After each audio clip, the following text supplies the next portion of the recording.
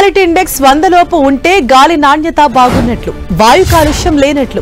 మరి ఇప్పుడు దేశ రాజధాని ఢిల్లీలో ఆ నెంబర్ 400 దాటింది. అంటే 4 గింతలు పెరిగింది. దీపావళి ముగిసేలోగా మరింత విషమించే అవకాశం ఉందట. ఢిల్లీ జనాభా పరిస్థితి ఏంటన్న దానిపై ఇప్పుడు ప్రజలు తీవ్ర ఆందోళన చెందుతున్నారు. ప్రతి దీపావళిలాగే ఈసారి కూడా దేశ రాజధానికి పొల్యూషన్ గండం పట్టుకుంది. ఎయిర్ క్వాలిటీ ఇండెక్స్ 400 మార్కును క్రాస్ చేసింది. ఇది అత్యంత తీవ్రమైన కాలుష్య కేటగిరీ.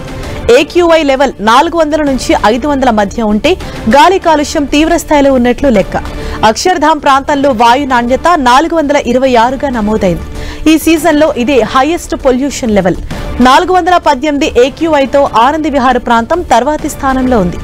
ఈ పరిస్థితుల్లో ఢిల్లీలో శ్వాస తీసుకోవటం అంటే రోజుకు 6 సిగరెట్లు తాగినంత ప్రమాదకరం.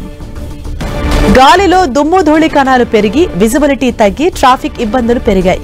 పైగా దగ్గు, కళ్ల మంటలు, గొంతు నొప్పితో అవస్థలు పడుతున్నారు. మాస్క్ పెట్టుకుంటే తప్ప బయటికి వెళ్లే సాహసం చేయటం లేదు. వింటర్ సీజన్ సమీపించడం, వాహన ఉద్గారాలు పెరగటం, పొరుగు రాష్ట్రాల పంట వ్యర్థాల దహనం లాంటివన్నీ ఎయిర్ పొల్యూషన్ తీవ్రతకు ప్రధాన కారణాలుగా తేల్చారు అధికారులు.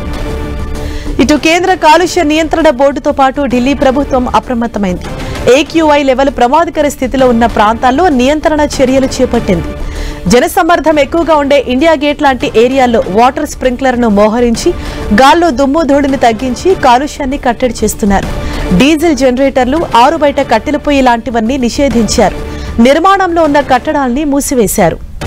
దీపావళి సందర్భంగా 18 నుంచి 21 వరకు 4 రోజుల పాటు టపాకాయలు కాల్చుకునేందుకు ఢిల్లీ వాసులకు సుప్రీంకోర్టు అనుమతిచ్చింది. ఆనందంగా పండుగ చేసుకోవచ్చని ఢిల్లీ సీఎం కూడా ప్రకటించారు. కానీ దివాళీ సెలబ్రేషన్ తో వాయు నాణ్యత ఇంకా క్షీణించి అత్యంత ప్రమాదకర పరిస్థితికి చేరుకోవచ్చని బెంబేలెత్తుతున్నారు ఢిల్లీ జనం.